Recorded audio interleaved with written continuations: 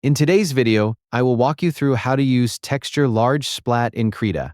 To use Texture Large Splat, select the brush tool by pressing B on your keyboard, then open the Brush Presets docker, usually located on the right side of the Krita interface. In the search box, type Texture Large Splat. Once the Texture Large Splat brush preset appears, click it to select the brush.